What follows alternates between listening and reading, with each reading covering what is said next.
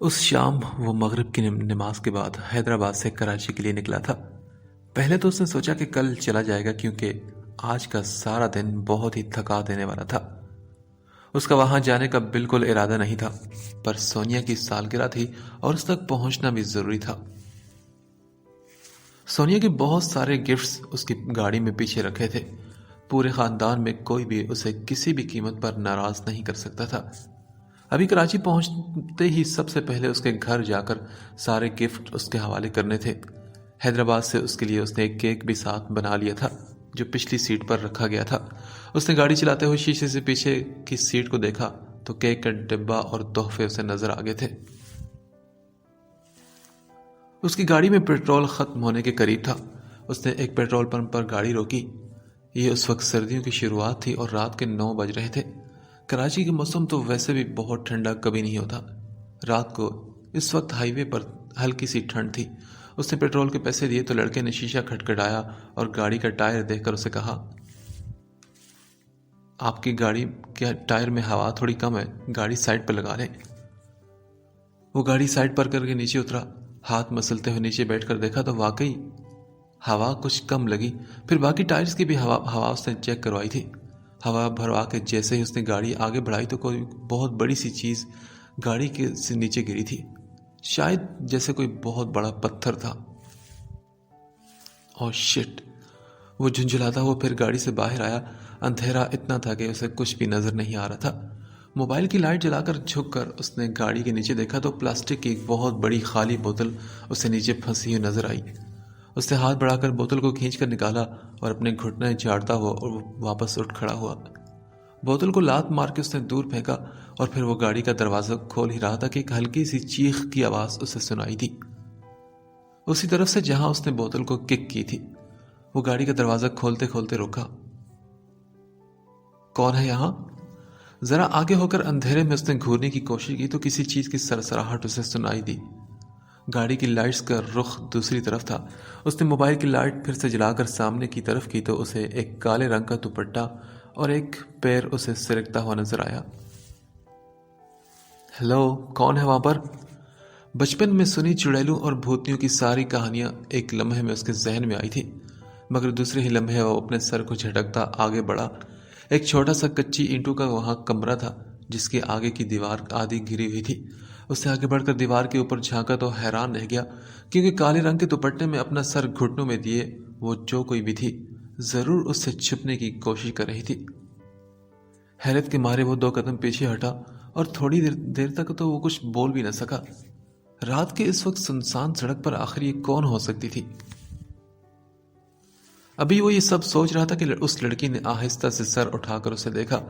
اس سے پہلے کہ وہ حرکت میں آتا اس نے اپنی مٹھی میں دبا ایک پتھر بہت زور سے اس کی طرف پھینکا۔ پتھر اس کے کان کے برابر سے ہوتا ہوا گزر گیا تھا۔ اگر وہ فوراً سر نہ ہٹاتا تو وہ پتھر اسے ضرور لگ جاتا۔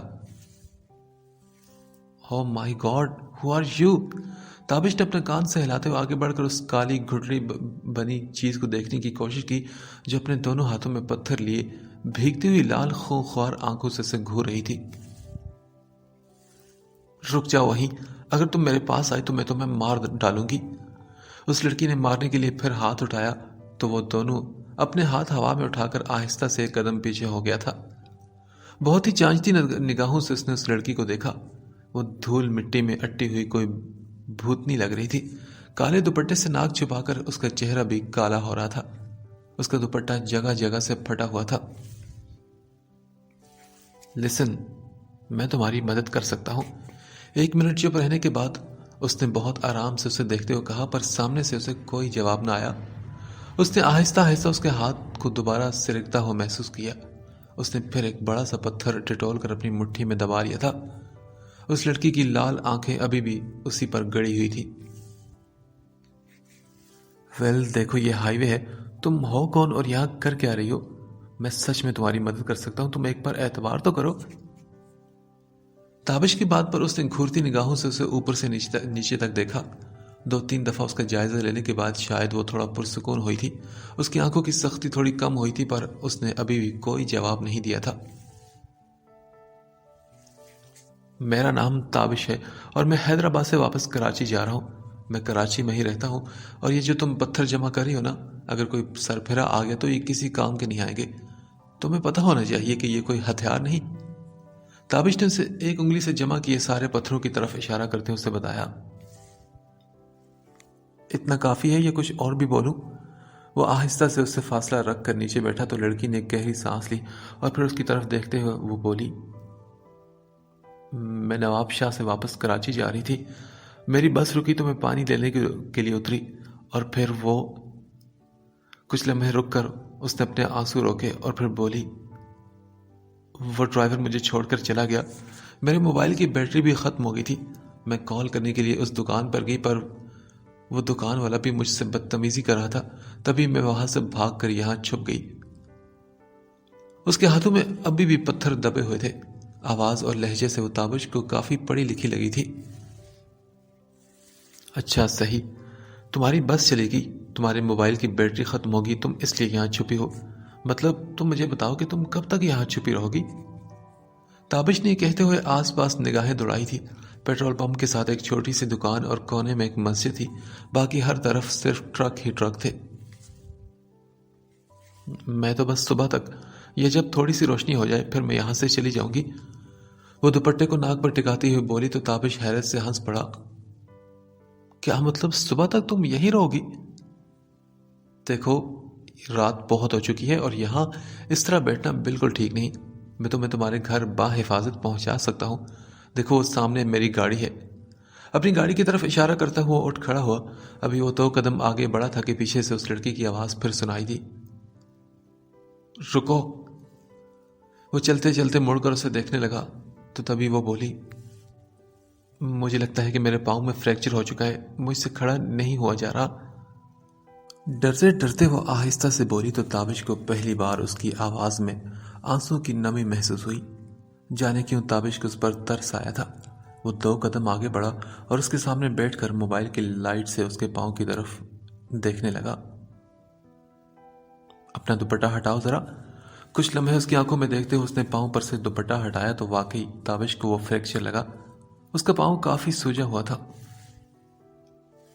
واقعی یہ تو فریکچر ہے اور تمہیں اس وقت ہاسپٹل جانے کی اشد ضرورت ہے۔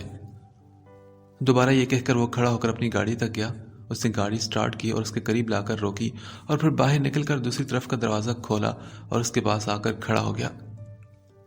وہ لڑکی گھبرائی ہوئی جلدی جلدی میں اپنا سر ہلا رہی تھی، تبھی اس کے قریب آ کر رکا۔ اوکے لسن، میں تمہیں ہاتھ لگائے بغیر بھی تمہیں گاڑی میں نہیں بٹھا سکتا، اوکے؟ اس لیے پلیز کوآپریٹ ود می۔ لمحے میں جھک کر اس نے اسے اٹھایا تو اس کے منہ سے تکلیف سے ایک ہلکی سی چیخ نکلی تھی۔ ایک نظر اس کی طرف دیکھا تو وہ بڑی بڑی کالی آنکھیں اپنے اوپر جمی ہوئی نظر آئی۔ 4 قدم چل کر اسے اس نے گاڑی میں بٹھایا اور پھر دکان تک جا کر پانی کی 2-3 بوتلیں اس سے خریدی۔ واپس آ کر اپنی سیٹ پر بیٹھا اور اسے پانی کی بوتلیں پکڑائی۔ جب وہ سیٹ بیلٹ لگا رہا تھا تو لڑکی نے اپنی ناک سے دوپٹہ ہٹایا اور سیٹ سے سر ٹکا کر ایک لمبی سانس لی۔ اس کے ہلتے ہوئے ہونٹ دیکھ کر اسے اندازہ ہوا کہ ضرور وہ کوئی دعا پڑھ رہی تھی۔ تابش نے اس سے اپنے نظریں ہٹا کر گاڑی ہائی وے پر ڈالی تھی۔ ہمیں کم از کم 2 گھنٹے لگیں گے ابھی، تمہیں زیادہ درد تو نہیں ہو رہا نا؟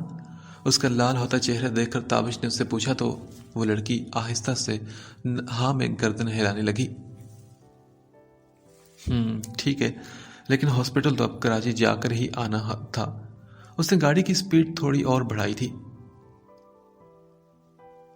سنو، دوبارہ کبھی سے بیوقوفی مت کرنا، ہائی وے پر کون ایسے اکیلے بس سے اترتا ہے بھلا؟ وہ باتوں سے اس کا دھیان بٹانے کی کوشش بھی کر رہا تھا۔ بس ہوگی مجھ سے غلطی، آئندہ کے لیے ایک سبق بھی مل گیا مجھے۔ بہت آہستہ سے بول کر اس لڑکی نے اپنی آنکھیں بند کر لی تھی۔ تبھی تابش کا موبائل بجا۔ اس نے سونیا کا نام دیکھ کر کال ریسیو کی۔ گاڑی کی سپیکر سے اس کی آواز گونجی تھی۔ ہاں سونیا بولو۔ کیا تم نکل گئے حیدرآباد سے؟ تم آ رہے ہو نا؟ اس کے انتظار میں سونیا کی آواز کھنکدار ہو چکی تھی۔ ہاں بالکل، میں نکل آیا ہوں، پر آج ملاقات نہیں ہو سکتی کیونکہ مجھے ایک ضروری کام پڑ چکا ہے۔ اسے اندازہ ہو گیا تھا کہ ہاسپٹل سے فارغ ہوتے ہوتے ضرور اسے دیر ہو جائے گی۔ کیا مطلب؟ ایسا کون سا ضروری کام ہے؟ میں انتظار کر رہی ہوں تمہارا صبح سے. تم جانتے ہو نا مجھے؟ سونیا غصے سے چلا کر بولی. ہاں سونیا، میں اچھی طرح سے تمہیں جانتا ہوں، پر آج نہیں یار، کل. اوکے؟ کیا مطلب تابش؟ تمہیں پتا ہے نا کہ میری آج برتھ ڈے ہے؟ سونیا پھر سے غصے میں چلا کر بولی. ہاں مجھے پتا ہے، بٹ میں نے کہا نا کہ آج نہیں آ سکتا، میں کل چکر لگاؤں گا. اس نے بہت آرام سے اسے سمجھانے کی کوشش کی تو دوسری طرف سے سونیا سے کچھ برا بھلا بول کر لائن کاٹ گئی تھی. اوکے جہنم میں جاؤ. تابش بھی غصے میں سر ہلاتا رہ گیا تھا. کچھ لمحوں بعد وہ لڑکی اپنا سر پکڑتی نظر آئی. شاید تکلیف کی شدت اور زیادہ ہو چکی تھی. سنیے، میرا بی پی لو ہو رہا ہے. اس کی ڈوبتی ہے آواز اسے سنائی دی تو تابش نے فوراً گاڑی سائڈ پر روکی. پیچھے مڑ کر اس نے کیک کا ڈبہ اٹھایا اور کھول کر اس کے سامنے کیا. میرے خیال سے تمہیں کچھ کھانے کی ضرورت ہے، یہ لو کھا لو تم. ایک پلاسٹک کا چمچہ تھیلے میں سے نکال کر اس نے اسے دیا تو اس لڑکی نے آنکھیں کھول کر کیک کو دیکھا جس پر لکھا ہوا تھا ہیپی برتھ ڈے سونیا. اس نے ایک نظر اٹھا کر اسے دیکھا تو وہ اتنے میں چمچہ کیک میں چلا چکا تھا. یہ بہت مزے کا کیک ہے، بہت ہی فریش، تمہیں اچھا لگے گا. ڈبہ اس کے ہاتھ میں پکڑا کر اس نے پھر سے گاڑی چلانا شروع کر دی تھی. وہ خاموشی سے مجبوری میں آہستہ آہستہ کیک کھاتی رہی. جس کیک کی وہ اتنی تعریف کر رہا تھا دراصل وہ ایک باسی اور بد ذائقہ کریم سے بنا ہوا تھا. اچھا ہی تھا کہ یہ کیک سونیا تک نہیں پہنچا. تھوڑی دیر بعد اس کی جان میں کچھ جان آئی تھی. وہ کچھ بولنے کے قابل ہوئی تو سب سے پہلے اس نے تابش کا شکریہ ادا کیا. اگر وہ مدد نہ کرتا تو پتہ نہیں کیا ہو جاتا آج کچھ. بس میں اکیلے سفر کرنے کا یہ شوق اتنا مہنگا پڑ سکتا ہے اسے اندازہ بھی نہیں تھا، اور اب بابا سے بھی اسے زبردست ڈانٹ پڑنی تھی. It's okay. یہ بتائیے کہ کب سے چھپی تھی آپ وہاں پر؟ تابش نے اسے ٹشو سے ہاتھ صاف کرتے ہوئے دیکھ کر پوچھا. 2 گھنٹے سے. جواب آیا تو وہ بس ایک آہ بھر کے رہ گیا، کیونکہ عجیب بے وقوف لڑکی تھی وہ. پھر اس نے اس کے پاؤں کی طرف دیکھتے ہوئے پوچھا، اور یہ فریکچر کیسے ہوا تمہیں؟ وہ میں بھاگ کر چھپنے کی کوشش کر رہی تھی کہ تبھی میرا پاؤں مڑ گیا اور میں مٹی میں گر گئی. پھر بھی 2-3 قدم چلی تو شاید تب ہو گیا تھا. اس نے آہستہ سے ڈرائیونگ سیٹ پر بیٹھے اس شخص پر نظر ڈالتے اس سے بتایا. سفید قمیض پر نیلی دھاریاں اور نیلی جینز، بے فکری سے بکھرے ہوئے بال. رات کے اس پہر وہ اسے ایک فرشتہ ہی نظر آیا تھا. آل رائٹ، تم مجھے یہ بتاؤ کہ تم رہتی کہاں ہو؟ تابش نے بیک ویو مرر سے دیکھتے ہوئے پوچھا. میں تو گلشن میں رہتی ہوں. پتہ بتا کر اس نے کھڑکی سے سر ٹکا لیا تھا. اوکے صحیح. تابش پھر خاموشی سے گاڑی چلاتا رہا. کچھ دیر بعد اسے لگا کہ وہ سو چکی تھی. گاڑی چلاتے چلاتے بھی حیرت سے ذرا نیچے جھک کر اس کی آنکھوں کو دیکھا جو بالکل بند تھی. وہ سوچ رہا تھا کہ اتنی تکلیف کے باوجود وہ سو کیسے سکتی ہے. نہایت ہی بے وقوف قسم کی لڑکی ہے یہ. ایک تو ہائی وے پر بس سے اتر گئی اور اب ایک انجان کی گاڑی میں سو رہی ہے. تابش افسوس سے سر ہلاتا رہ گیا اور پھر کچھ سوچ کر ہنسنے لگا. اچھا تو مجھے اس لیے آپ نے ایمرجنسی میں وہاں سے روانہ کروایا تھا، ان میڈم کی مدد جو کرنی تھی نا؟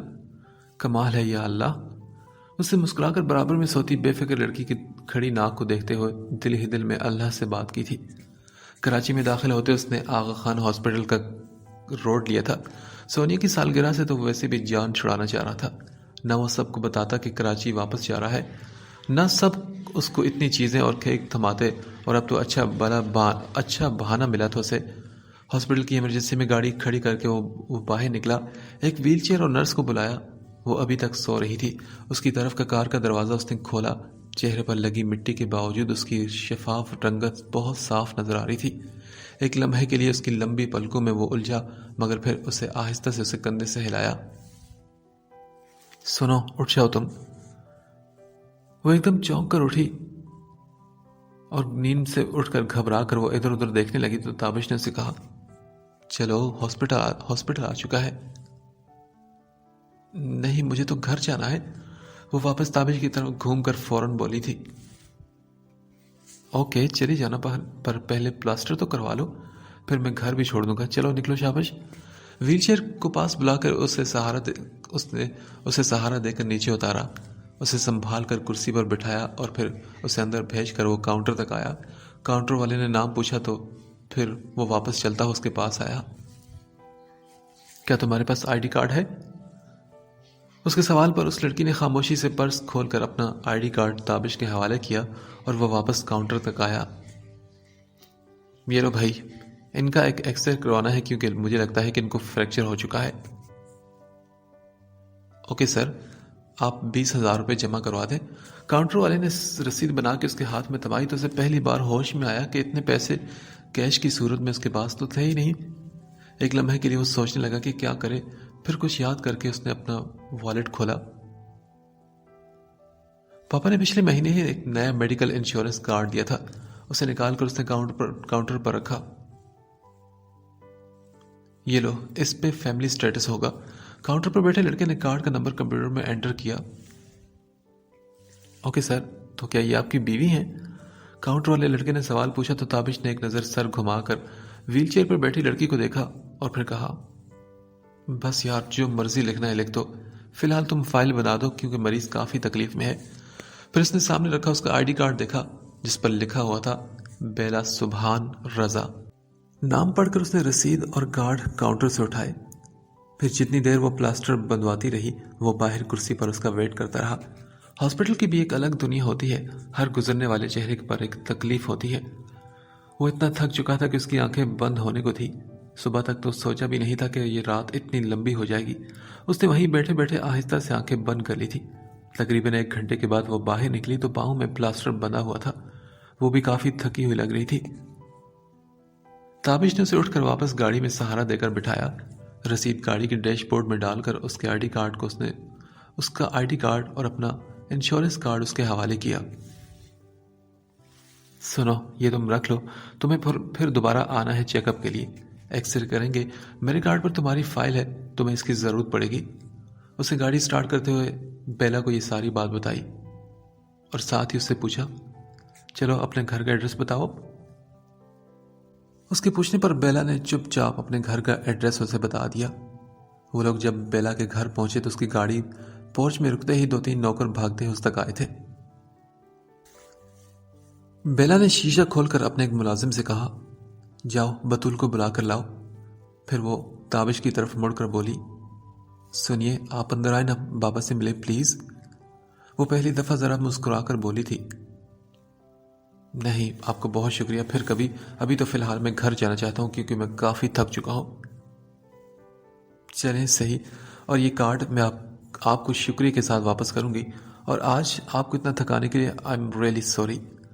بیلا گاڑی سے نکلتے نکلتے رک کر بولی تھی، اور ہاں، اس پتھر کے لیے بھی سوری، میں بس ڈر گئی تھی اس ٹائم۔ بیلا کے سوری کرنے پر وہ ہنس پڑا تھا۔ اٹس اوکے، کوئی بات نہیں، ویسے نشانہ اچھا ہے تمہارا، پر شکر ہے کہ میرے ریفلیکس اس سے بھی زیادہ اچھے تھے۔ تھوڑی دیر بعد بطول نامی ملازمہ آئی تو وہ اس کا سہارا لے کر باہر نکلی۔ ذرا رک کر اس نے پیچھے رکھے بہت سارے گفٹس کو دیکھا اور پھر آہستہ سے آگے بڑھی، جبکہ تابش اسے خدا حافظ کہہ کر گاڑی ریورس کر کے گیٹ سے باہر لے گیا تھا۔ صبح اس سے اٹھا نہیں گیا تھا کیونکہ تھکن اور تکلیف دونوں ایک ساتھ تھی۔ رات کو بہت دیر تک اسے نیند نہیں آئی تھی۔ وہ خود اپنے اوپر حیران ہوتی رہی کہ وہ کیا بیوقوفی کر چکی تھی۔ اس نے بابا کو پریشان کرنے میں کوئی کسر نہیں چھوڑی تھی۔ انہوں نے کتنا منع کیا تھا کہ بس سے وہ سفر نہ کرے، لیکن اسے تو بس ایڈونچر کرنا تھا۔ گھر میں گاڑی اور ڈرائیور موجود ہونے کے باوجود بس میں آنے کی اس نے ضد کی تھی، اور اس کا نتیجہ کیا نکلا؟ وہ سب یاد کر کے اسے ایک بار پھر خوف سے جھرجھری آئی تھی۔ واقعی اگر وہ شخص فرشتہ بن کر نہ آتا تو پتہ نہیں کس طرح اس کی رات گزرتی، اور خدا نہ خواستہ اگر کوئی اور بات ہو جاتی تو۔ بیلا نے ڈر کر اپنی ساری سوچوں کو فوراً جھٹکا تھا۔ اپنے پاؤں کی طرف سے دیکھا اور پھر بیڈ کے سائڈ پر پڑا اپنا پرس اٹھایا، اس میں سے تابش کا انشورنس کارڈ نکالا جس پر لکھا تھا تابش حسنین۔ ایک سنجیدہ نظر اس نے کارڈ پر ڈالی اور پھر اپنی انگلی اس کے نام پر پھیری، پھر اس نے کارڈ پلٹ کر دیکھا۔ تو یہ ہے تابش حسنین۔ بیلا نے ایک سنجیدہ سی نگاہ اس کے کارڈ پر ڈالی اور پھر آرام سے اپنی انگلیاں اس کے نام پر پھیری۔ ایک عجیب سا احساس اس کے دل میں جاگا تھا۔ پھر اس نے شرما کر وہ کارڈ واپس اپنے پرس میں رکھ لیا۔ وہ تابش حسنین تھا، فائنل ایئر کا اسٹوڈنٹ اور سب سے ہینڈسم لڑکا۔ یہ شاید جسے سونیا نے ایک ہوا بنا دیا تھا۔ بہت ذکر سنا تھا اس کا، ہر وقت بس تابش حسنین کی تعریفوں سے کان پکتے تھے بیلا کے، اور آج پہلی بار سونیا نہ جانے کیوں اسے بری لگی تھی۔ وہ کتنی پاگل تھی تابش کے پیچھے، سارا دن اس کا ذکر کرتی تھی۔ گھنٹوں ڈپارٹمنٹ کے لان میں بیٹھ کر وہ تابش تابش کرتی تھی۔ اس کے آس پاس سبھی لڑکیوں کو تابش حسنین کے بارے میں پتہ چل چکا تھا۔ وہ IR ڈپارٹمنٹ میں ہے، فائنل ایئر کا اسٹوڈنٹ ہے، بہت ہینڈسم ہے اور 6 فٹ اس کا لمبا قد ہے۔ اس کی آنکھیں کالی ہیں، وہ بہت ہی انٹیلیجنٹ ہے، اور سب سے بڑی بات کہ وہ سونیا کے عشق میں بری طرح گرفتار ہے۔ اور اگر سونیا کو پتہ چل جائے کہ اس کے تابش صاحب نے رات کو مجھے لفٹ دی تھی، اس کی سالگرہ کا کیک مجھے کھلایا اور اس کا میڈیکل کارڈ بھی میرے پاس ہے، تو بیلا یہ سب دل میں سوچ کر بے ساختہ ہنسی تھی۔ سونیا کی جلن سے بھری شکل اس کے دماغ میں آئی تھی۔ تابش کے بارے میں سونیا کی بتائی گئی ساری باتیں اسے آج ٹھیک ہی لگی تھی۔ پھر اس نے کارڈ کو دیکھ کر سر ہلایا۔ ایسی بھی کیا جلدی تھی کہ پیدا ہوتے ہی تم سونیا کے عشق میں گرفتار ہوگے؟ کیا تم تھوڑا صبر نہیں کر سکتے تھے؟ بیلا نے آنکھیں بند کر کے اسے تصور میں کہا۔ بلا شبہ وہ ایک شاندار پرسنالٹی کا مالک تھا۔ پھر بیلا نے اپنا سر جھٹکا۔ سونیا اور وہ کالج کے زمانے سے ایک ساتھ تھی، دونوں نے ایک ساتھ MA لٹریچر میں ایڈمیشن لیا تھا۔ ان کی یونیورسٹی شروع ہوئے ابھی صرف 3 مہینے ہوئے تھے۔ سونیا کو ویسے ہی بیلا سے خدا واسطے کی دشمنی تھی، ہر چیز میں وہ اس سے مقابلہ کرتی تھی، ہمیشہ اسے ہرانے کی کوشش میں رہتی، پر وہ کبھی کامیاب نہیں ہو سکی تھی۔ بیلا کو اسے دیکھ کر بہت ہنسی آتی تھی۔ اسے دوسروں کے بارے میں سوچنے کی فرصت ہی کہاں تھی، اپنی زندگی میں اس کے اتنے جھمیلے تھے۔ ویل، شکریہ تو تمہارا بنتا ہے ہینڈسم صاحب، اب تو تم سے یونیورسٹی میں ہی ملاقات ہوگی۔ تابش کے کارڈ سے باتیں ختم کر کے اس نے واپس اسے ساری ٹیبل پر رکھ کر آنکھیں بند کر لی تھی۔ آخر کار وہ نیند دوائیوں کے زیر اثر نیند میں جانے لگی تھی۔ اگلے دن صبح سبحان صاحب کو وہ ناشتے کی ٹیبل پر نظر نہ آئی تو بطول کو بلا کر انہوں نے اس کی خیریت پوچھی اور پھر پریشان ہو کر اس کے کمرے تک آئے۔ وہ حیرت سے اسے بیڈ پر بیٹھے سوپ پیتا دیکھنے لگے۔ پاؤں میں پلاسٹر دیکھ کر ان کی پریشانی اور بھی بڑھ گئی تھی۔ بیلا، یہ کیا ہوا بیٹے؟ یہ سب کیسے ہوا؟ وہ بابا، یہ کل نواب شاہ سے واپسی پر ہوا تھا، رات کو بہت دیر ہو گئی تھی، اس لیے میں نے آپ کو نہیں اٹھایا، پر میں بالکل ٹھیک ہوں۔ اس نے بابا کی پریشان حالت دیکھ کر انہیں تسلی دیتے ہوئے کہا۔ ہاں بیٹا، پر مجھے جگانا تو چاہیے تھا نا آپ کو، اور مجھے بتائیں کہ یہ پلاسٹر کیوں بندھا ہے آپ کے پاؤں پر؟ وہ اس کے پاس آ کر اس سے پوچھنے لگے۔ ایک ہی تو بیٹی تھی ان کی، ہر وقت اسی میں ان کی جان اٹکی رہتی تھی۔ نتھنگ بابا، بس ذرا سا فریکچر ہوا ہے مجھے۔ کیا کہا؟ فریکچر؟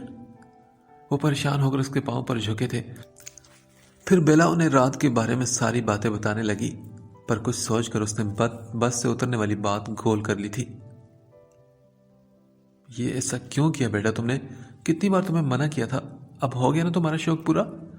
انہوں نے بے چارگی سے اپنی بیٹی کو دیکھ کر کہا، جو اکثر اس قسم کی اوٹ پٹانگ حرکتیں کرتی رہتی تھی۔ بابا، بس جو ہونا تو ہو گیا نا، پر میں بالکل ٹھیک ہوں، آپ کے سامنے تو ہوں، اور یہ رہی سبھی دوائیاں، آپ کیوں پریشان ہو رہے ہیں؟ تھوڑی سی تکلیف ہے بس، کچھ دن تک میں بالکل ٹھیک ہو جاؤں گی۔ آگے جھک کر انہوں نے اس کے ماتھے پر پیار کیا۔ بیلا، اب تم اس عمر میں مجھے کتنا رلاؤ گی بیٹا؟ ان کی بے بسی بھرے انداز پر وہ ہنس کر بولی۔ بابا، آپ کو تو معلوم ہے نا کہ جب بھی میں حویلی جاتی ہوں کوئی نہ کوئی گفٹ وہاں سے لے کر آتی ہوں۔ اب کسی کی تو نظر لگی تھی مجھے، بس اس دفعہ بھی یہی ہوا ہے۔ اگر حمدی وہاں نہ ہو تو میں وہاں کبھی نہ جاؤں۔ نہ تو دادا جان مجھے پسند کرتے ہیں اور نہ تایا ابو اور نہ ہی تائی امی، میں خود ہی ڈھیٹ بن کر چلی جاتی ہوں اس کا خیال کر کے۔ اسے ایک دم غصہ بھی آیا تھا بات کرتے ہوئے۔ ایسا نہیں بولتے بیٹا، وہ سبھی آپ سے بہت پیار کرتے ہیں، اور کتنے بچے ہیں ہم 2 بھائیوں کے، ایک حمدی اور ایک تم۔ وہ لاکھ اسے سمجھا لیتے پر اسے معلوم تھا کہ کوئی اسے پسند نہیں کرتا۔ وہ اپنے ددیال والوں کے لیے ایک ناپسندیدہ شخصیت تھی۔ اسے اپنی طرف گھورتا پا کر وہ ہنس پڑے۔ اچھا چلو یہ بتاؤ کہ حمدی کیسا ہے؟ ہاں ویسا ہی ہے بابا، اسے کیا ہونا ہے؟ تایا ابو نے جو نیا میل نرس رکھا تھا وہ تو بھاگ گیا کیونکہ حمدی نے اسے بہت مارا تھا. بس فی الحال تو وہ لیڈی نرس ہے, سلطانہ بیوی, جو اس کے سارے کام کرتی ہے, دواؤں وغیرہ کے. وہ سر ہلا کر افسوس سے انہیں بتانے لگی. ہاں بیٹا, یہ بھی ایک دکھ ہے بھائی صاحب کے لیے. ایک بیٹا اور وہ بھی ذہنی مریض, 27 سال کا ہو چکا ہے پر ذہن سے ابھی تک وہ 4 سال کا بچہ ہے. اتنے بڑے آدمی کو سنبھالنا بھی تو آسان نہیں. کیسے گزرے گی اس کی زندگی اور کیا ہوگا, اس کا فیوچر کیسا ہوگا جب بھائی صاحب اور بھابھی کی آنکھیں بند ہو جائیں گی. انہیں اپنے اکلوتے بھتیجی کی حالت پر بہت افسوس ہوا تھا. بابا, تائی امی میرے جانے سے ہمیشہ کی طرح کوئی بہت خوش نہیں تھی. دادا جان نے بھی مجھ سے ٹھیک سے بات نہیں کی. میں جتنا وقت حمدی کے ساتھ گزار سکتی تھی گزار لیا بس. ان سب کو پتہ نہیں کیوں لگتا ہے کہ میں خاندان کی جائیداد پر قبضہ کر لوں گی. وہ افسوس کرتی سر ہلاتی سامنے بیٹھے بابا کو دیکھ کر یہ بات بتانے لگی. دیکھو بیٹا, اب میں لوگوں کی سوچ تو نہیں بدل سکتا. ایک گناہ تھا میرا جو میں نے اپنی پسند کی شادی کی. 17 سال بات نہیں کی تھی بابا نے مجھ سے. بھائی اور بھابھی کا الگ موڈ خراب تھا. اصل میں ایجوکیشن نہ ہو تو انسان بس ایسا ہی سوچتا ہے, تھوڑا تنگ ذہن ہوتا ہے. وہ دونوں ڈرتے ہیں کہ تم اکیلی وارث ہو. حمدی تو نہ ہونے کے برابر ہے بس. سبحان صاحب کے بڑے بھائی اور بھابھی کا ان کی بیٹی کے ساتھ جو سلوک تھا اس کا انہیں اچھی طرح اندازہ تھا. ان کے ابا کا موڈ بھی ان سے ہمیشہ خراب ہی رہا. یہی وجہ تھی کہ وہ نواب شاہ کی خاندانی حویلی چھوڑ کر کراچی میں شفٹ ہو چکے تھے. اب حمدی کی ذہنی حالت کے پیش نظر سب کو ڈر تھا کہ تمام جائیداد اور زمین کی بیلا اکیلی وارث ہے. اس بات کا اندازہ بیلا کو بھی اچھی طرح سے تھا. بابا, مجھے آپ کی اس خاندانی جائیداد میں کوئی دلچسپی نہیں. میں تو ماسٹرز کے بعد باہر چلی جاؤں گی. باہر سے پروفیشنل بیکنگ سیکھ کے آؤں گی اور کسی 5 اسٹار ہوٹل میں پیسٹری شیف کی نوکری کروں گی. وہ فخر سے سر اکڑاتی ہوئی بولی. ٹھیک ہے بیٹا, پر تم پہلے اپنی سٹڈیز تو کمپلیٹ کر لو, پھر اس کے بعد دیکھیں گے یہ سب. اس کے باہر جانے کی بات کو وہ گول کرتے ہوئے اٹھ گئے تھے. انہیں اپنے خاندان کے بارے میں پتا تھا. ان کے ابا کبھی اسے باہر بھیجنے کی اجازت نہ دیتے. اپنی پسند کی شادی کر کے انہوں نے اپنے ابا جان کو جو ناراض جو کیا تھا, اس کے بعد اب وہ کوئی اور ایسا کام نہیں کر سکتے تھے جو ان کی مرضی کے خلاف ہو. اس کے بابا جب چلے گئے تو اس نے پاس رکھی بیساکھی اور ویل چیئر کو دیکھا جو شوکت صبح ہی لے آیا تھا. اب جب تک یہ پلاسٹر نہیں اترتا اسے ایسے ہی گزارا کرنا تھا. ویل چیئر پر بیٹھے بیٹھے جب وہ بور ہونے لگی تو اس نے کال کر کے اپنی ساری فرینڈز کو اپنے فریکچر کے بارے میں بتایا. کچھ ناولز منگوائے اور شوکت کو بول کر سٹور میں پڑا ہوا پرانا ٹی وی بھی اپنے کمرے میں لگوا دیا. پھر 3 ہفتوں کے بعد جب اس کا پاؤں زمین پر رکھنے کے قابل ہوا تو شوکت کے ساتھ اس نے ڈولمن مال کا ایک چکر لگایا. گھر میں پڑے پڑے وہ بہت بور ہو چکی تھی. امیر عدنان کے سامنے سے گزرتے ہوئے ڈسپلے پر لگے ایک کرتے کو دیکھ کر اسے کسی کا خیال آیا تو اس کے لب مسکرا اٹھے تھے. بطول اس وقت ویل چیئر چلا رہی تھی. اس نے اسے ٹوٹی ہوئی ٹانگ کے ساتھ دیکھ کر سیلز مین نے ویسے ہی ساری کرتے اس کے آگے ڈھیر کر دیے.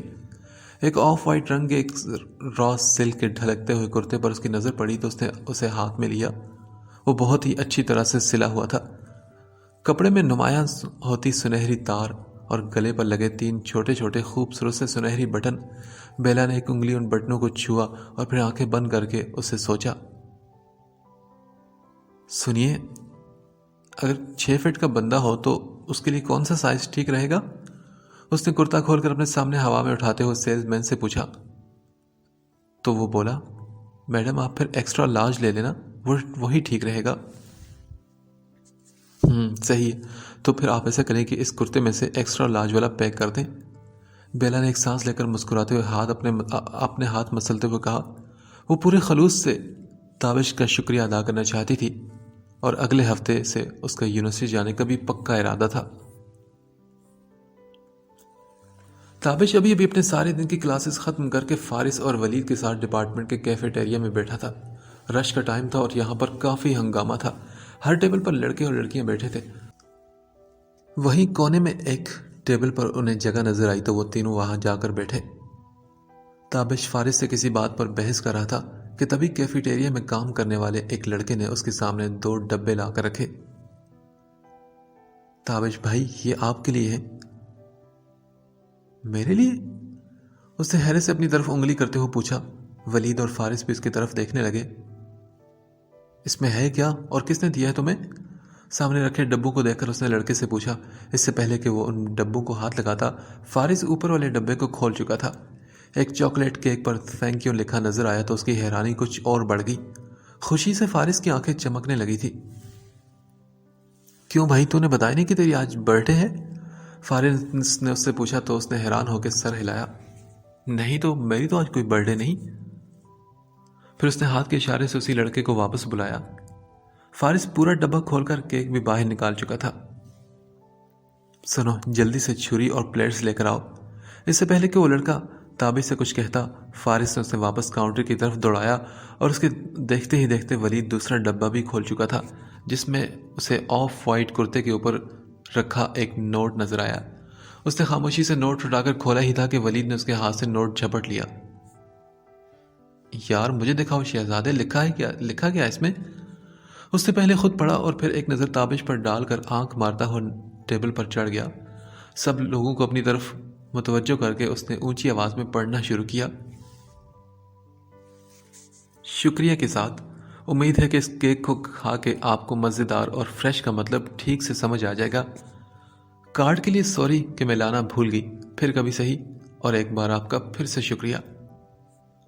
یہ پڑھ کر ولید چھلانگ مار کے ٹیبل سے اترا اور ایک طوفان بدتمیزی تھا جو اس کے بعد شروع ہوا تھا۔ ہر طرف سے لڑکوں نے اسے گھیرے میں لے لیا تھا، کوئی اس کا کندھا ہلا رہا تھا تو کوئی اس کی پیٹھ تھپک رہا تھا۔ اسے تو کان میں پڑی آواز سنائی نہیں دے رہی تھی۔ سبھی لڑکے ٹیبلز بجا بجا کے ہوٹنگ کر رہے تھے اور جو نہیں کر رہے تھے وہ خاموشی سے کھڑے تماشا دیکھ رہے تھے۔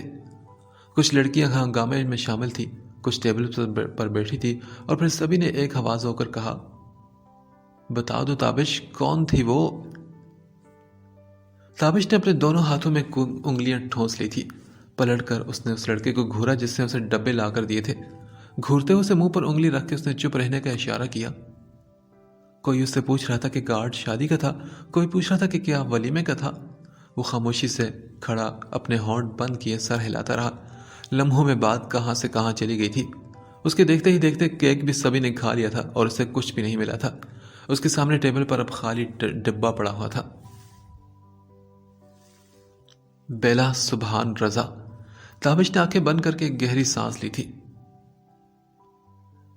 یہ چیزیں یہاں تک کیسے پہنچی تھی؟ کیا وہ جانتی تھی کہ وہ کون سی یونیورسٹی میں پڑھتا تھا؟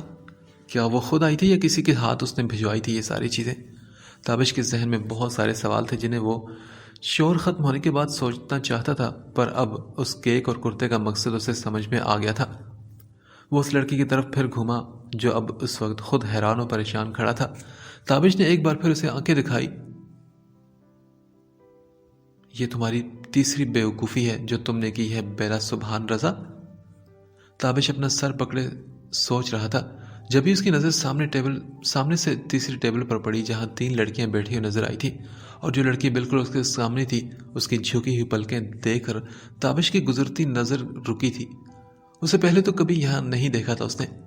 ہلکے نیلے رنگ کے کرتے اور سفید دوپٹے کو کندھوں میں پھیلائے وہ چائے کا کپ تھامے ہوئی تھی۔ کالے بالوں کی 2 لٹیں اس کے چہرے پر تھی۔ اس کا ایک ہاتھ اپنے ماتھے پر تھا جیسے وہ اپنا چہرہ چھپانے کی کوشش کر رہی ہو۔ نظریں اس کے چائے کے کپ پر تھی جو اس کے ہاتھ میں ہلکا ہلکا لرز رہا تھا۔ بے شک اس وقت وہ کالے دوپٹے سے چہرہ ڈھانپے ہوئے نہیں تھی، پر یقیناً یہ وہی تھی۔ شٹ! تابش نے 2 لمحے رک کر نظر ٹیبل کے نیچے کی جہاں اس کے ایک پاؤں پر پٹی بندی نظر آئی تھی۔ اس نے سیکنڈ میں اپنی آنکھیں بند کی۔ سامنے بیٹھی بیلا کی پلکیں اور ہاتھ مستقل لرز رہے تھے، بار بار پلکیں جھپک کر شاید وہ اپنے آپ کو رونے سے روک رہی تھی۔ یہ سب بکواس وہ سن رہی تھی۔ قصوروار نہ ہوتے ہوئے بھی وہ عجیب شرمندگی کا شکار ہوا تھا۔ انجانے میں جو غلطی اس لڑکی سے ہو چکی تھی وہ اس کے چہرے پر لکھی تھی۔ ایک اچھا خاصا تماشا لگ چکا تھا اور اب تابش کی ذرا سی بھی غلط حرکت سامنے بیٹھی بیلا کو تماشا بنا سکتی تھی۔ اس نے فوراً اپنا دھیان بیلا سے ہٹایا تھا۔ کچھ دیر بعد وہ خاموشی سے اٹھی، ٹیبل سے اپنا پرس اور کتابیں اٹھائی اور اس کے پاس سے گزرتی ہوئی ایک نظر ٹیبل پر پڑے ڈبوں پر ڈال کر وہ باہر نکل گئی۔ وہ ابھی بھی ٹھیک سے چل نہیں پا رہی تھی۔ تابش نے ایک نظر اسے دروازے سے باہر نکلتے دیکھا۔ کیفیٹیریا کا ہنگامہ ابھی بھی ویسا ہی تھا۔ کچھ دیر وہ وہیں بیٹھا سوچتا رہا۔ ہنسی مذاق اور رش کچھ کم ہوا تو وہ کرتے کا ڈبہ اور نوٹ اٹھا کر باہر نکل آیا۔ اس نوٹ کو اس نے جیب میں رکھا، ڈبے کو اپنی گاڑی میں پھینکا اور ایڈمن آفس تک پہنچ گیا۔ वहां पर स्टाफ में एक लड़के سے اس کی پرانی جان پہچان تھی. 2 دن ادھر ادھر کی باتیں کر کے اس نے بیلا کے بارے میں پوچھا کہ کیا اس نام کی کوئی لڑکی یونیورسٹی میں پڑھتی ہے.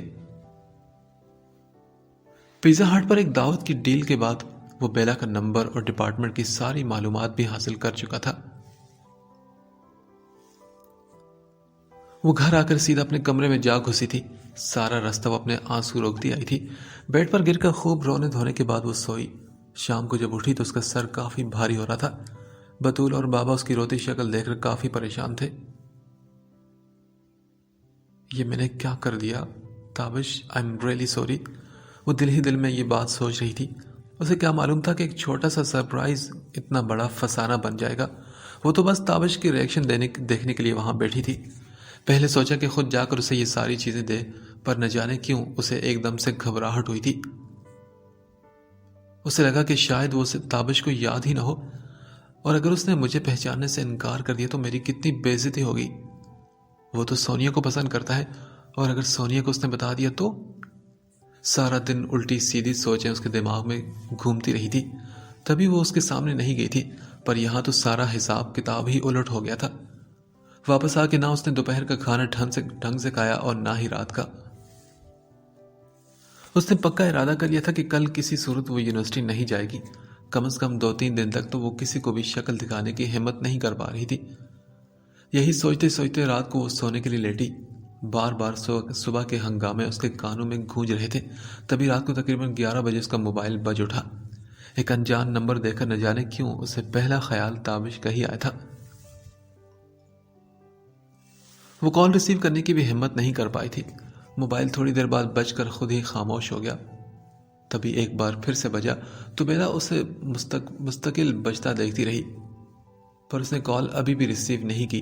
اور پھر اگلے 2 دن تک اس کا فون کم از کم 10 یا 12 دفعہ رنگ ہوا ہوگا، پر نہ جانے اس کے دل میں کیا جھجک تھی کہ اس نمبر کو اٹھانے کی اس میں بالکل ہمت نہیں تھی. تیسرے دن یونیورسٹی وہ پہنچی تو صبح اپنے ڈپارٹمنٹ میں داخل ہوتے ہی سونیا کے ساتھ پلر سے ٹیک لگائے کھڑے تابش حسنین کو دیکھ کر اس کے قدم اپنی جگہ جم گئے تھے. اس کا رخ بیلا کی طرف ہی تھا. ایک لمحے کے لیے اس نے سوچا کہ وہ یہاں سے چلی جائے، پھر سوچا کہ آخر کب تک میں سے چھپوں گی. وہ خاموشی سے اپنے ہاتھ میں پکڑی کتابوں میں سر دیے کھڑا تھا. بیلا بھی آہستہ آہستہ قدم اٹھاتی چلی آئی تھی. سونیا سے بس 10 قدم کے وہ فاصلے پر ہو گئی جب ایک بار پھر اس کے موبائل کی رنگ ٹون نے کوریڈور میں شور مچایا تھا. ایک بار پھر وہی نمبر اسکرین پر جگمگایا تھا. وہ چلتے چلتے اپنی جگہ پر رکی. نہ تو فون اٹھانے کی اس میں ہمت تھی اور نہ ہی اپنا سر اٹھانے کی ہمت. کچھ لمحوں کے بعد اسے نظر اٹھائی تو وہ اپنا موبائل کان سے لگائے سونیا سے کوئی بات کر رہا تھا. ایک خاموش نظر بیلا پر ڈال کر وہ پھر سونیا کی طرف مڑ چکا تھا. بیلا کو لگا کہ وہ شرم سے یہیں ڈوب مرے گی. یا اللہ، اب کیا کروں؟ اب تو اسے پتہ بھی چل گیا ہے کہ میں جان بوجھ کر اس کا فون نہیں پک کر رہی.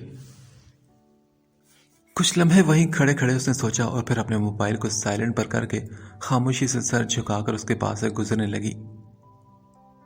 اس کے موبائل پر ابھی بھی کال آ رہی تھی. تم ڈوب کے مر جاؤ بیلا. اس دن وہ سارا دن نروس ہی رہی تھی. یقیناً وہ وہی تھا. اس نے اپنے آپ کو بہت ڈانٹا. آخر اس سے اتنا ڈرنے کی کیا ضرورت ہے مجھے؟ کھان تھوڑی نہ جائے گا مجھ سے. اور ویسے بھی سوری بولنا بنتا ہے میرا. غلطی میری تھی.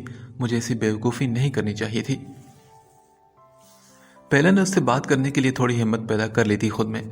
اس کے ڈپارٹمنٹ جانے کا تو سوال ہی نہیں ہے. وہ تو میرا گلا دبا دے گا. ہنستے ہوئے اپنے سر پر خود ہی اس نے ایک تھپڑ مارا اور پھر یہ سوچا کہ گھر جا کر فون کرے گی. پر جب اپنی کلاسز ختم کر کے وہ شوکت کے انتظار میں پارکنگ کے پاس کھڑی تھی کہ تبھی ایک گاڑی اس کے پاس آ کر رکی. اس نے جینز اور وائٹ ٹی شرٹ میں تابش کو گاڑی سے اتر کر اپنے پاس آتے دیکھا. اوہ نو، یہ یہاں؟ میری تو ساری ہمت اور پلاننگ کا بیڑا غرق ہو جائے گا. وہ سر ہلا کر اسے دیکھتی سوچتی رہ گئی تھی. تابش لمبے لمبے قدم اٹھاتا لمحوں میں اس کے پاس آیا. اس کے ماتھے پر بل پڑے ہوئے تھے. سینے پر ہاتھ باندھ کر وہ کچھ دیر بیلا کی آنکھوں میں دیکھتا رہا. اس نے بھی ہمت کر کے اپنی نظریں اس کی نظر سے ملا دی تھی. کچھ لمحے بڑی بہادری سے اسے دیکھنے کے بعد نہ جانے کیوں 2 دن سے ڈری ہوئی بیلا کو اچانک ہنسی آنا شروع ہوگی. اس کے چہرے کے تاثرات بدلنے لگے. اس کی سنجیدگی ہنسی میں تبدیل ہونے لگی. اتنی شدید ہنسی کہ اسے روکنا مشکل ہو گیا. اس نے پہلے اپنا سر جھکایا، پھر اپنے نچلے ہونٹ کو دانتوں میں دبایا اور پھر جلدی سے ایک ہاتھ اپنے منہ پر رکھ دیا اور آخر میں اپنی ہنستی ہوئی روشن اور آنکھیں اٹھا کر سامنے کھڑے تابش کو دیکھا اور وہ بے یقینی سے ہنستے ہوئے اپنا سر ہلا رہا تھا۔ چلو آؤ گاڑی میں بیٹھو۔ آخر 1 منٹ بعد اس نے ہنستی ہوئی بیلا کو دیکھ کر کہا اور گاڑی کی طرف اشارہ کیا تو بیلا کی ہنسی ایک دم غائب ہوئی۔ نو، میں نہیں آؤں گی، اس کی کوئی ضرورت نہیں، شوکت آنے والا ہے مجھے پک کرنے۔ ہاں تو منع کر دو اسے، میں تمہیں گھر چھوڑ دوں گا۔ یہ کہتے ہوئے تابش نے گاڑی کا دروازہ کھولا۔ بیلا ابھی بھی وہیں کھڑی سوچ رہی تھی۔ پلیز آ جاؤ گاڑی میں۔ ایک اور لمحہ سوچنے کے بعد بیلا اس کی گاڑی میں بیٹھ چکی تھی۔ بیگ سے موبائل نکال کر اس نے شوکت کو کال کر کے واپس جانے کو کہا اور پھر خاموشی سے اسے ڈرائیو کرتا دیکھتی رہی۔ اس نے تابش کو سوری کہنا تھا اور وہ خود میں ہمت پیدا کرنے لگی۔ پاؤں کیسا ہے تمہارا اب؟ یونیورسٹی سے نکلنے کے بعد تابش نے اس سے پہلا سوال یہی کیا تھا۔ پاؤں تو کافی بہتر ہے۔ تو کیا تم دوبارہ گئی تھی ایکس رے کروانے؟ ہاں میں گئی تھی ایکس رے اور پلاسٹر کھلوانے کے لیے، پر میں اس ہاسپٹل نہیں گئی تھی۔ بابا جان کے ایک دوست آرتھوپیڈک سرجن ہیں، ان کا کلینک ہمارے گھر کے پاس ہے تو میں نے ان کو ہی دکھایا، اور تمہارا کارڈ وہ تو میرے پاس ہے ابھی بھی۔ آہستہ آہستہ اس میں کانفیڈنس آنا شروع ہو گیا تھا بات کرنے کا۔ اٹس اوکے، کارڈ کی مجھے فی الحال کوئی ضرورت نہیں، تم مجھے پھر کبھی دے دینا۔ پھر ایک نظر اس کی طرف دیکھا۔ نظر ملتے ہی بیلا نے گھبرا کر اپنی نظر شیشے کی طرف کی اور اس کے اگلے سوال پر آنکھیں سختی سے بند کر لی۔ یہ بتاؤ کہ تم میرا فون کیوں نہیں اٹھا رہی 3 دن سے؟ تابش نے اس کو کھڑکی سے باہر دیکھتے ہوئے اس سے پوچھا۔ وہ ایک دم تابش کی طرف مڑی اور اپنی نظریں جھکا لی۔ میں بس شرمندہ ہوں آپ سے، بس ہمت نہیں ہو رہی تھی میری بات کرنے کی۔ ایک لمحے رک کر اس نے تابش کو دیکھا اور پھر بولی، I am so sorry Tabish, میں وہ صرف شکریہ بولنے کے لیے سب کر رہی تھی۔ مجھے لگا کہ پتہ نہیں میں تمہیں یاد بھی ہوں گی کہ نہیں، اور اچانک مجھے سامنے دیکھ کر تم کیا سوچو گے، بس اسی لیے میں نے کیفیٹیریا میں وہ چیزیں بھجوا دی، دونوں چیزیں، پر اس بات کا اتنا بڑا فسانہ بن جائے گا، اس بات کا مجھے بالکل اندازہ نہیں تھا۔ وہ چہرے پر شرمندگی سجائے رک رک کر بولتی چلی گئی، یہ جانے بغیر کہ اگر وہ بھول چکا ہوتا تو کبھی بھی اسے ایک نظر میں پہچان نہ پاتا۔ فسانہ تو واقعی بن چکا ہے، اور اسے فسانہ نہیں کہتے بلکہ میڈم اسے کہتے ہیں بینڈ بجانا۔ وہ ہنس کر بولا، ہاں تو میں معافی مانگ رہی ہوں نا آپ سے، بولتے رہی ہوں نا کہ میں شرمندہ ہوں، غلطی ہوگی، ایسا سوچا نہیں تھا، بس ہو گیا مجھ سے، اب تم مجھے معاف کر دو۔ وہ کبھی اسے آپ اور کبھی تم کہہ کر پکار رہی تھی۔ تابش نے ایک نظر اس کی آنکھوں میں اتری پریشانی دیکھی اور پھر اپنی گردن اکڑائی۔ نہیں، معافی تو تمہیں ہرگز نہیں ملے گی۔ کیوں نہیں ملے گی مجھے؟ بس میری مرضی۔ نہ جانے کیوں اس لڑکی کو تنگ کرنے میں اب تابش کو مزہ آنے لگا تھا۔ بڑی بڑی کاجل سے بھری ہوئی کالی آنکھیں، سیاہ پلکیں، کندھوں پر بکھرے ہوئے گھنے بال، گلابی چہرے پر بکھری بالوں کی 2-3 لٹیں۔ اس کی سب سے خوبصورت بات اس کا لمبا قد تھا جو اسے دوسری لڑکیوں سے تھوڑا الگ کرتا تھا۔ خاکی رنگ کے کرتے اور دوپٹے میں وہ حیران و پریشان نظروں میں اسے دیکھ رہی تھی۔ تبھی تابش نے اس کی سیٹ کے پیچھے ہاتھ ڈال کر ایک بیگ اٹھایا اور بیلا کی گود میں رکھا۔ یہ کیا ہے؟ بیلا نے حیرت سے پوچھتے ہوئے بیگ کھولا تو کچھ عجیب و غریب پسٹل اور چاقو کی ڈرائنگز اور امیر عدنان کا کرتا اس کے ہاتھ میں تھا۔ یہ مجھے دے دو، یہ میرے ہیں۔ تابش نے پیپر اس کے ہاتھ سے لیے اور ساتھ ہی کرتا اسے پکڑاتے ہوئے کہا، یہ تمہارا ہوا۔ بیلا نے حیرت سے اس کرتے کو دیکھا، پھر خاموشی سے کرتا واپس بیگ میں ڈال کر پیچھے صوفے پر رکھ دیا۔ کسی کا دیا ہوا تحفہ واپس کرنا بہت ہی بری حرکت ہوتی ہے۔ یہ میں نے اپنے ٹوٹے ہوئے پاؤں کے ساتھ جا کر کتنی مشکل سے خریدا تھا تمہارے لیے، صرف تمہیں شکریہ کہنے کے لیے۔ اگر تمہیں نہیں پسند تو اسے کسی کوڑے دان میں پھینک دو۔ اپنی بات کہہ کر اس نے منہ پھلا کر کھڑکی کی طرف سر کیا تو تابش اپنے ہونٹوں پر آنے والی بے ساختہ ہنسی کو روک نہ سکا۔ اسے یہ نخرہ کرتی، دھونس جماتی لڑکی کچھ اچھی لگی تھی۔ کچھ پل خاموشی کے بعد تابش بولا، اچھا مجھے ایک بات بتاؤ، تم جب میری گاڑی میں بیٹھی تھی تو کیا تم مجھے جانتی تھی اس وقت، اس رات؟ کچھ باتیں جو وہ 3 دن سے سوچ رہا تھا اور اسے پوچھنا چاہتا تھا، بالآخر وہ اس سے پوچھ بیٹھا اور جواب میں وہ کچھ دیر خاموش رہی اور پھر بولی، نہیں، اس وقت میں نہیں جانتی تھی تمہیں۔ اس وقت میرے پاس کوئی راستہ نہیں تھا، مجبوری تھی تمہارے ساتھ بیٹھنے کے لیے۔ پر جب سونیا کا فون آیا تو اس وقت مجھے اندازہ ہوا کہ تم کون ہو، کیونکہ میں اور سونیا تو کافی عرصے سے ایک ساتھ ہیں، کالج فرینڈ۔ نہیں، فرینڈ تو نہیں کہوں گی میں اسے، بلکہ کالج کی ساتھی کولیگ ٹھیک رہے گا۔ پھر ابھی ہم دونوں نے یونیورسٹی میں ساتھ ہی سٹارٹ کی ہے۔ میں سونیا کی آواز پہچان گئی تھی۔ سچ پوچھو تو اس دن میں واقعی بہت ڈر گئی تھی۔ مجھے سمجھ میں نہیں آ رہا تھا کہ میں کیا کروں، اوپر سے میرا پاؤں بھی فریکچر ہو گیا تھا۔ میں دعا کر رہی تھی کہ جلدی سے صبح ہو جائے، اور اس وقت تم رحمت کا فرشتہ بن کر آئے تھے میرے پاس۔ بیلا نے ہلکی سی مسکان کے ساتھ اسے دیکھ کر یہ بات کہی۔ اور پھر سونیا کی کال آنے کے بعد مجھے سکون ہو گیا تھا کہ اب میں خیریت سے گھر پہنچ جاؤں گی، اس لیے میں چپ چاپ سو گئی تھی۔ اپنی بات ختم کر کے وہ تابش کی طرف دیکھنے لگی۔ تو تم اتنی بیوقوف ہو نہیں جتنا میں سمجھتا تھا تمہیں، مگر پھر بھی سونیا کا حوالہ کسی شرافت کی گارنٹی تو نہیں ہو سکتی۔ میں تو تمہارے سونے پر کافی حیران ہوا تھا۔ پھر ایک دم اس کی طرف چونک کر مڑا۔ سنو بیلا، کہیں تم وہی بیلا تو نہیں جس نے ابھی 6 مہینے پہلے ہمارے کالج میں ٹاپ کیا تھا اور سونیا تم سے صرف 2 نمبر پیچھے رہ گئی تھی، اور جس سے سونیا ڈیبیٹ کمپٹیشن میں بھی ہار گئی تھی؟ وہ حیران ہو کر اسے سوال پوچھ رہا تھا، کیونکہ اس لڑکی کا ذکر تو اس کے پورے فیملی میں تھا۔ جب سونیا بیلا سے پیچھے رہ جاتی یا اس کے نمبر کم آتے تو خوب رونا دھونا ہوتا تھا۔ پھر سارا خاندان سونیا کو تسلیاں دیتا، دوبارہ اس کی ہمت بنتا کہ اگلی دفعہ وہ بیلا کو ضرور پیچھے چھوڑ دے گی۔ بات کرتے کرتے اس نے ایک سنیک بار کے آگے گاڑی روک لی تھی۔ شیشہ نیچے کر کے وہ بیلا کی طرف دیکھنے لگا۔ بولو، کیا کھاؤ گی تم؟ میں تو کچھ نہیں، وہ حیران ہو کر بولی، کیونکہ اس نے تو گھر جانا تھا۔ سنو، 2 بن کباب، ایک کولڈ ڈرنک اور ایک آئس کریم لے آؤ۔ آرڈر دے کر وہ واپس بیلا کی طرف مڑا۔ بیلا تو ایک میں ہی ہوں اتنے سال سے جو سونیا کے ساتھ ہوں، پر یہ سب جو تم نے ابھی مجھے بتایا اس کا مجھے بالکل بھی اندازہ نہیں تھا کہ صرف 2 نمبروں پر بھی اتنا افسوس کر سکتی ہے وہ۔ بیلا کو سونیا کے رزلٹ والے دن کی شکل یاد آئی تو وہ مسکرا پڑی تھی۔ میں سچ کہہ رہا ہوں، تم کافی مشہور ہو ہماری فیملی میں، وہ پھر سے بولا تو بیلا ہنس پڑی اور بولی، اور ہاں، تم پورے انگلش ڈپارٹمنٹ میں مشہور ہو۔ میں نے کالج کے زمانے میں تمہارا بہت ذکر سنا تھا۔ میرے علاوہ اس پارٹ 1 کی سبھی لڑکیاں تم کو جانتی ہیں۔ بیلا کی بات پر وہ ہنسنے لگا۔ اتنے میں ایک لڑکا اسٹرابیری آئس کریم کا پیالہ ٹرے میں لیے چلا آیا۔ تابش نے آئس کریم اس کو تھمائی۔ بیلا، مجھے نہیں پتا تھا کہ تمہیں کیا پسند ہے۔ بیلا نے خاموشی سے آئس کریم تھام لی، تبھی وہ بول پڑا، تو بتاؤ پھر تم نے اور کیا کیا سنا ہے میرے بارے میں؟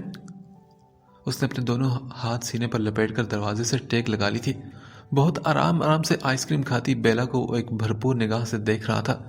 اس کے لیے یہ فیصلہ کرنا مشکل ہو چکا تھا کہ کپ میں موجود آئس کریم کا رنگ زیادہ گلابی اور خوبصورت ہے یا بیلا کے ہونٹوں کا۔ پھر اپنے چہرے پر ابھر آنے والی مسکراہٹ اس نے بڑی مشکل سے قابو میں کی تھی۔ دوسری طرف بیلا تو اپنی باتوں میں مگن تھی۔ بس یہی سنا ہے کہ تم سونیا کے کزن ہو، یہ تمہارا فائنل ایئر ہے، تمہاری ایک بہن ہے، تم کافی انٹیلیجنٹ ہو، تم ڈرائنگز بھی بہت اچھی بناتے ہو، اور وہ کچھ کہتے کہتے چپ ہوئی تو وہ فوراً بول پڑا، ہاں بتاؤ نا، اور کیا؟ اور بس اتنا ہی۔ تم تو کافی کچھ جانتی ہو میرے بارے میں۔ اصل میں سونیا ہے ہی ایسی، بہت ہی آؤٹ سپوکن، بہت بولڈ۔ پتہ ہے وہ ہم سب کی لاڈلی ہے، سب کی جان اس میں اٹکی رہتی ہے، کوئی کبھی اس سے ناراض نہیں کر سکتا، اور جو لوگ اس کے قریب ہیں نا، وہ ان کے بارے میں اتنی ہی ٹچی ہے، کبھی اپنے دل میں کوئی بات نہیں رکھتی، سب کچھ صاف صاف بول دیتی ہے۔ ہم بچپن سے ہی ایک دوسرے کے بہت قریب ہیں۔ اب کی بار تابش اپنا سونیا نامہ اسے سنانے لگا تو بیلا کو اچانک یہ لگا کہ اس کے ہاتھ میں پکڑا آئس کریم کا ٹھنڈا کپ فوراً ہی بہت گرم ہو چکا ہے، اتنا گرم کہ شاید اس کے ہاتھ سے گر کر ٹوٹ سکتا ہے۔ اس کے منہ میں موجود میٹھی آئس کریم بھی اسے پھیکی لگنے لگی تھی۔ پچھلے آدھے گھنٹے سے جو اس کا دل دھک دھک کر رہا تھا نہ جانے کیوں ایک دم سے دھڑکنا بھول گیا تھا۔ بھلا میں کتنی بیوقوف ہوں نا، میں کیوں اس زبردستی شخص کے لیے اب ایسا سوچ رہی ہوں؟ اس کی ہر بات یہ ثابت کرتی ہے کہ جو سونیا اس کے بارے میں سوچتی ہے وہ ٹھیک ہے۔ ان دونوں کا بچپن کا ساتھ ہے، پتہ نہیں کتنا پرانا، اور میں ابھی 1 مہینہ پہلے ہی اس سے ملی ہوں۔ اس دن بھی یہ حیدرآباد سے کراچی خاص طور پر صرف سونیا کی برتھ ڈے پارٹی میں شرکت کے لیے آ رہا تھا، اور کتنے سارے گفٹس بھی اٹھا رکھے تھے اس نے گاڑی میں، اور ایک کیک بھی تھا۔ بیلا نے یہ سب سوچتے ہوئے ایک لمبی سانس لے کر تابش کو دیکھا۔ وہ نہ جانے کیا کچھ بول رہا تھا۔ بیلا کے ہاتھ میں پکڑی آئس کریم اب پگھل کر صرف کریم رہ گئی تھی، اور وہ بس اس میں گول گول چمچہ ہلا رہی تھی۔ کیا ہوا بیلا؟ کیا آئس کریم تمہیں پسند نہیں آئی؟ اسے حیرت میں گم دیکھ کر تابش نے اس سے پوچھا، پھر ہاتھ میں پکڑے پیالے کی طرف اس کے دیکھا۔ اس کی چہرے کی مسکراہٹ بھی کہیں غائب ہو گئی تھی۔ نتھنگ، کچھ بھی نہیں ہوا، بس میں گھر جانا چاہتی ہوں۔